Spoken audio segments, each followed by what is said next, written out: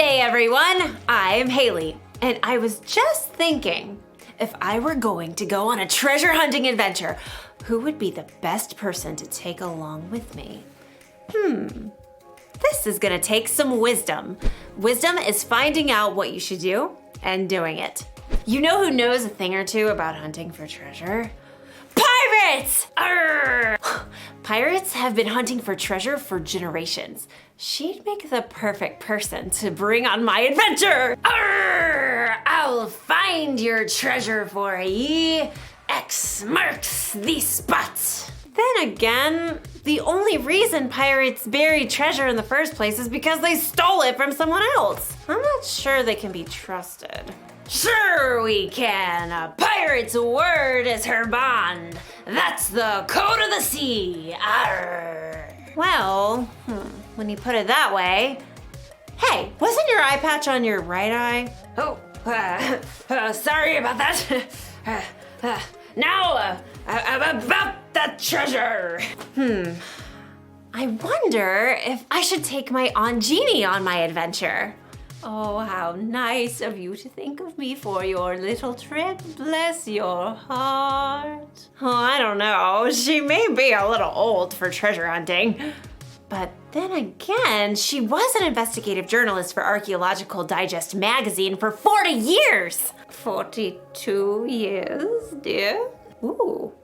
You know a thing or two about hunting for treasure, don't you, Aunt Jeannie? I've been around, that's for sure.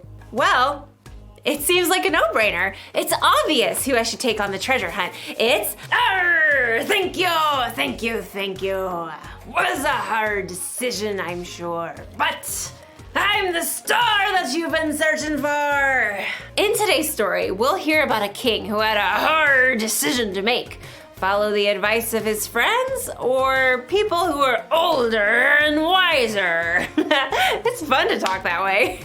I imagine doing it for our whole adventure. Nope. I'll see you soon. The Bible.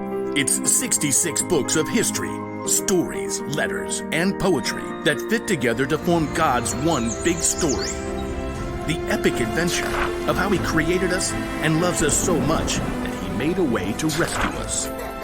As we travel through the Bible, from Genesis to Revelation, we discover people who met God and found their lives changed forever. Now, for an amazing story, inspired by the book of 2 Chronicles, chapter 10. For over 40 years, King Solomon ruled over Israel.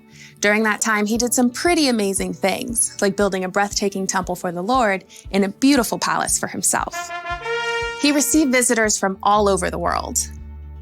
He shared with others the wisdom God had given him. Much of this wisdom can be found in the book of Proverbs, including this advice on how to gain wisdom. Walk with wise people and become wise. A companion of foolish people suffers harm. Unfortunately, Solomon's son Rehoboam did not pay attention to his father's words. He believed his way was best.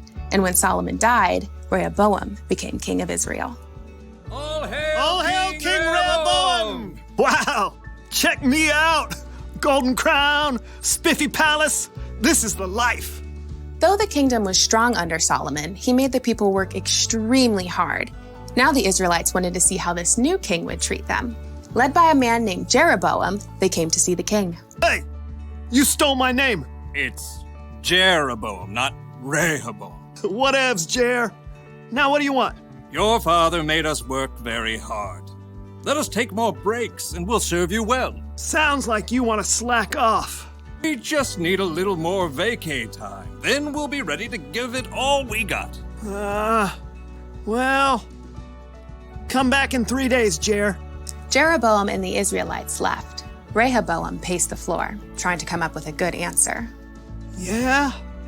No. Maybe? Many times when Solomon needed wisdom, he asked God for it. Rehoboam didn't bother to talk to God, but he did at least talk to his father's wise advisors. The people want me to give them a break so they don't have to work so hard. What do you say? Be kind to them. Absolutely. Give them what they're asking for. You'll win their loyalty that way. Then they will serve you well. Huh. Instead of taking the advice of these wise men, Rehoboam decided to ask his buddies, the guys he had grown up with. He found them eating honey cakes and debating racing chariots. Gotta go with gold rims is what I say. Nah, gold is all show. You have to add some diamonds for traction. Hey, guys. Yo, What is up, my man? People want me to give them a break so they don't have to work so hard. What do you say? oh, this is good.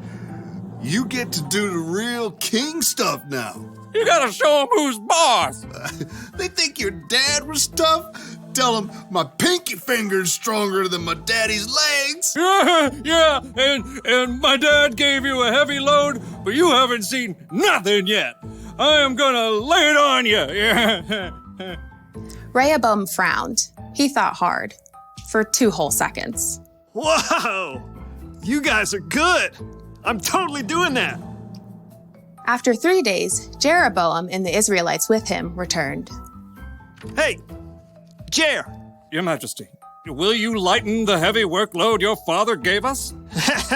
My pinky finger is stronger than my father's legs. My father put a heavy load on your shoulders, but I'll make it even heavier. My father punished stragglers. I'll double it up. Rehoboam finished with a flourish. He waited for people to tremble and bow low. Are you kidding me? Jeroboam turned to the Israelites. We don't want anything to do with this joker or the rest of David's family. Let's go back to our homes and start our own kingdom.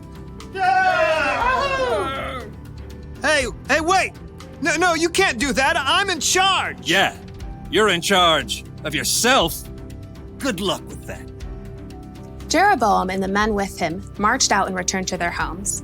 From that day, the nation was split into 2 kingdoms. Rehoboam still ruled in Judah, but Jeroboam was made king of Israel. Totally not my fault. Rehoboam failed to listen to his father's own words. Walk with wise people and become wise. A companion of foolish people suffers harm. Rehoboam's foolishness nearly cost him all of the kingdom.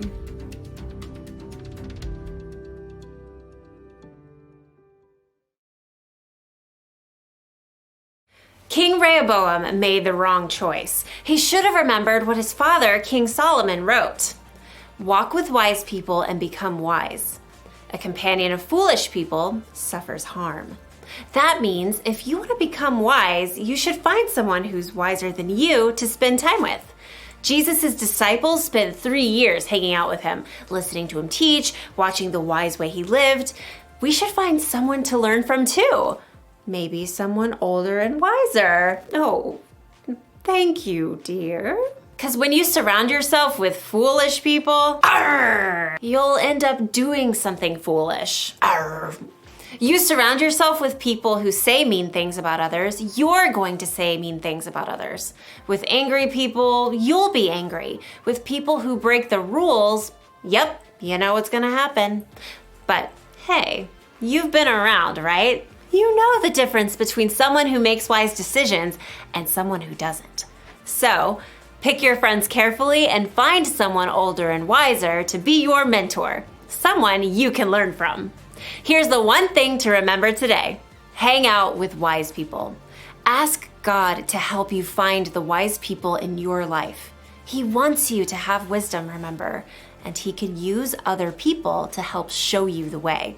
So, what do you say, Aunt Jeannie? You want to go on an adventure with me? Haley, my dear, I was made for adventure. Well, all right. I'll see you all next time. Bye. Bye from me too.